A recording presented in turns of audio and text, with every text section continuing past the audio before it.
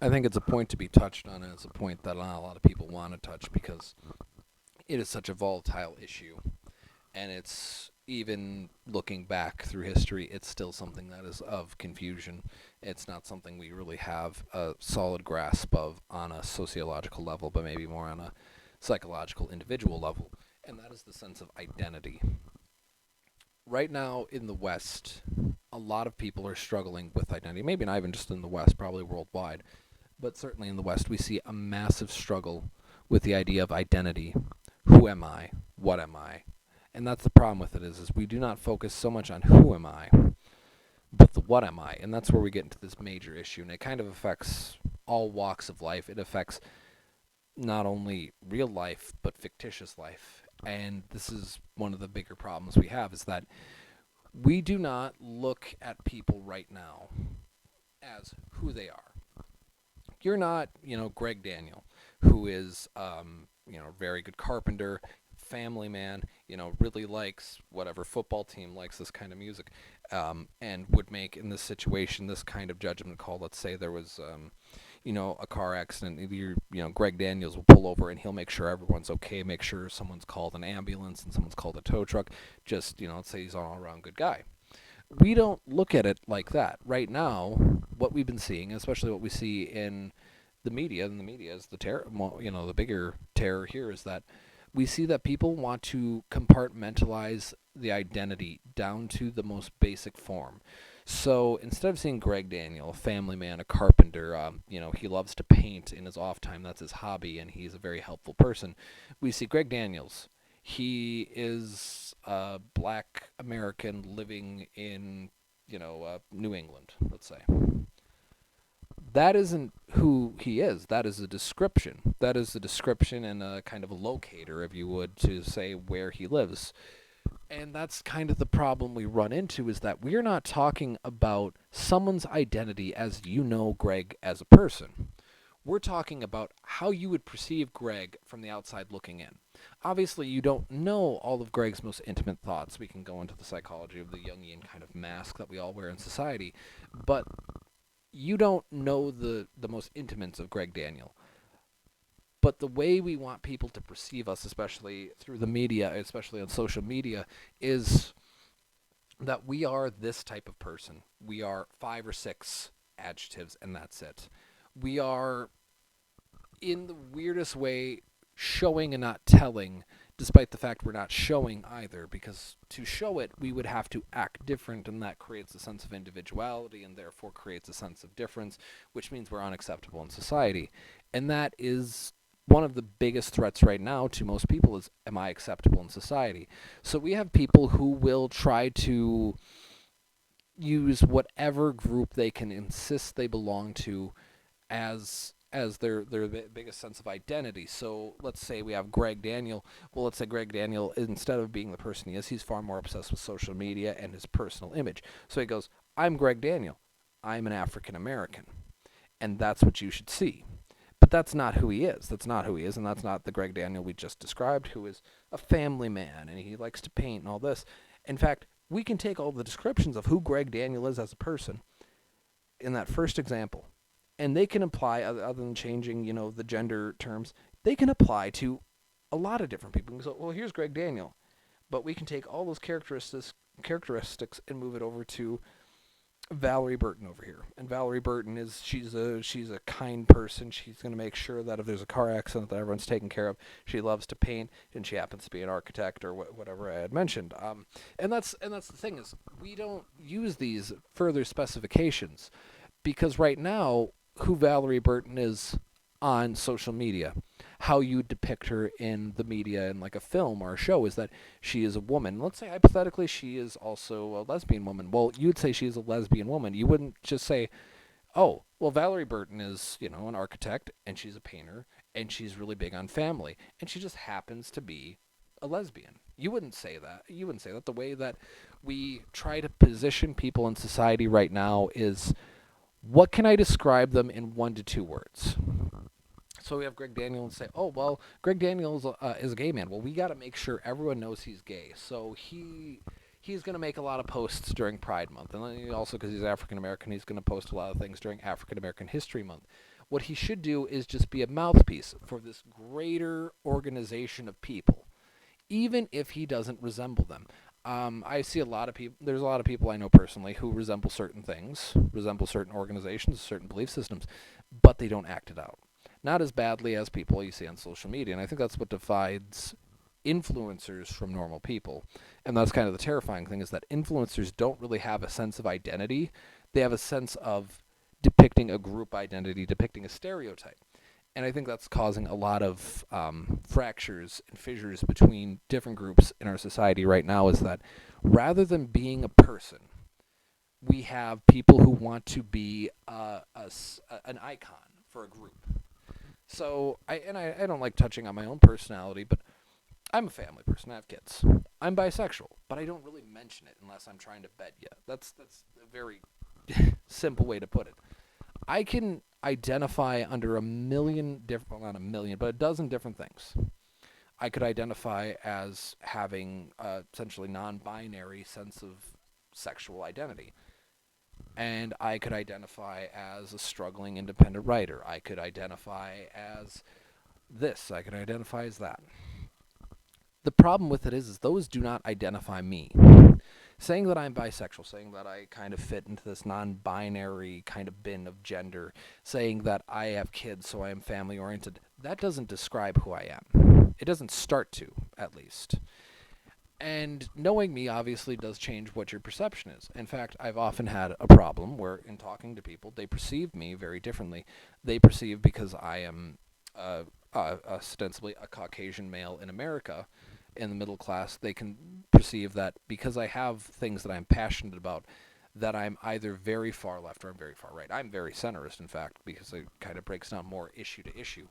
But that's the problem is your sense of identity should not be what law do you want to have passed. Your sense of identity does not come from simply the group you come from. It can impact it. Obviously, coming from certain groups, let's say you're a second generation immigrant from, doesn't matter where, let's say Taiwan. Well, that definitely shades. There's definitely some shades of your character in that group you're coming from. But you are not that person. You are not that group. You're not that stereotype. And that's, I guess, where we're getting down to the root cause, is that people now rather identify as stereotypes so people can perceive what they want to believe is that person. And because we've tried to say, well, everything other than, especially from my point of view, it seems like everything that isn't against inherently white people or a massive degree of Asian people is considered racism. Well, then all these negative stereotypes should peel away, and all the most positive stereotypes you can give should be applied. So perhaps maybe that's it, is that instead of perceiving a person as an individual, thus capable of both positive and negative traits, we have a massive amount of people who want to just simply perceive everyone as a positive stereotype of whatever group they belong to. And obviously that's not the case, because in every instance, every group, we can say, well, here's a person who is, define them as Hispanic. Well, they're an illegal immigrant, but his friend is a legal immigrant. Well, you don't perceive those two people as the same person, because that's two different things. Those are two different people. This is a person who went through a process and says, I want to legally be here because I'm a law-abiding citizen. And then you have someone who came in here legally. Now, of course, that then opens another question of, okay, well, legal immigration, is that really a big deal? Or, that's another talking point. But that's still the thing, the idea of there's a law in place and someone has broke it. And there's a person who is ostensibly, if you were to look at them in a snapshot, the same person, except they are willing to obey laws that are in place for, more or less safety reasons. They are not the same person, right? You wouldn't perceive that. And that's one of our big issues, is we want people to perceive people only on these positive traits unless we don't like them, and then we can perceive them by negative traits. And that's not it. That's not how an identity works. That's not how a personality works. That's not who you are. You aren't, you're not simply a person who is Hispanic, and you're not simply a person who is transgender. You're not simply a person who is a Methodist, or you like Game of Thrones, or the color blue is your favorite color. No, these are things that go in to make up your perception. And your perception, by definition, is your identity. And the identity you project onto the world should be that. It should not be just, well, we need to fall within this grid pattern. You can be in square A1, which is red, or you can be in square F7, which is green.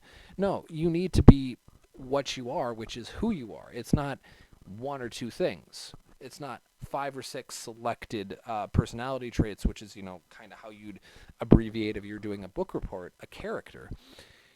Might be a character, might be like a real someone that you meet and you'll never forget. But that characterization does not come from, oh, Mark is brave. Oh, Jody is a really hard worker. Oh, Trent is really committed. No, it doesn't come from that. It comes from all of the things you are. And what's worse is perceiving someone as perfect, you cut out all their imperfections. And imperfection is where a lot of beauty lies. Of course, beauty isn't in the eye of the beholder, but you can think of countless, I'm sure any normal person can think of countless examples of something that isn't perfect. But gosh, you like it, don't you? I mean, we can even use the example of, as we understand in science, a lot of dinosaurs in the Jurassic period were not scaly reptilian creatures. They actually, a lot of them had feathers, and they looked very different than what we perceived them. The raptors were, instead of being the size of a camel, they were more or less the size of a desk lamp. A lot of them were. Well, yeah, but does that make Jurassic Park not good because it's imperfect? No, we love it. It's imperfect. It's fine. And, that's obviously not the only reason we love Jurassic Park, but breaking it down, the more we dissociate from a sense of who we are as a full self and just try to break ourselves into, well, my conservative side of myself believes that we should vote against this, but the African American side of me thinks we should vote for this proposition, and that conflicts with the LGBT side of me.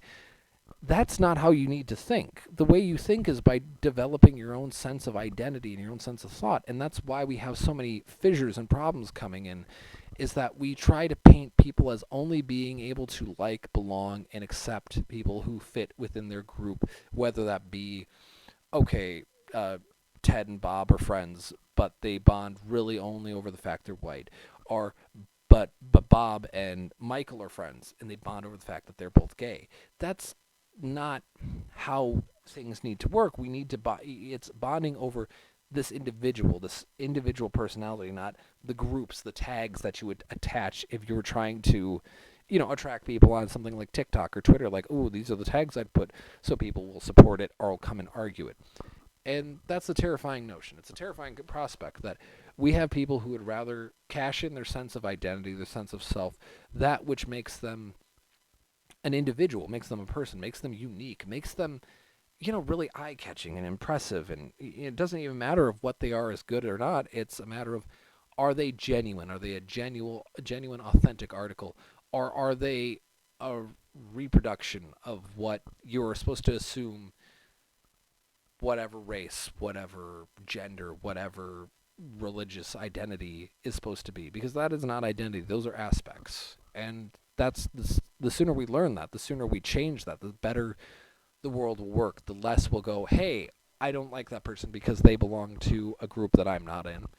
And it's the sooner people will say, hey, I don't like that person, but it's because we just don't get along, because simply their personality, the composite collection of different things they belong to, think, and have been impressed upon by, just do not get along with me. Or maybe they do. Maybe instead of going, well, Bob over there is a conservative, I don't like him because I'm more of a liberal, you go, I like Bob. Me and him get along. We like the same sports teams. We work in the same division at work. Politics we don't talk about because neither of us get along with him. But I respect his ability to have his opinion. He respects my ability to have my opinion. He respects that I'm pro-choice. I respect that he's pro-life. And once you get to that point, when you get to that point that you look across the aisle and go, that person's different from me, but that's just fine. That's okay. Even if you don't like them, even if you're like, well, they're different than me, and I don't want to associate with them. That destroys any sense of stereotype. It destroys any sense of dissociation from being a person and instead being an article fit only for a stereotype and only fit for a group. And I think the sooner, as I said, the sooner we start remembering that person's an individual. That person is a person. They're not the negative thing I heard about, as I said, like the conservatives. He's not the negative thing I've heard about conservatives online. I'm not the negative thing he's heard about liberals online, or through the news, or through a friend, or through a Twitter post. And at the end of the day, if you can't be yourself and you can't accept other people for being themselves, there is not going to be a sense of unity. There's not going to be a sense of harmony. There's not going to be anything. There's going to be hate, there's going to be anger, and there's going to be destruction. And at the end of the day, whoever's left is going to have to sit and realize and reconcile that their inability to accept someone who is different, their inability to say, you are you and that's okay, is the final rumination on this a destroyed society that continues to pull itself apart.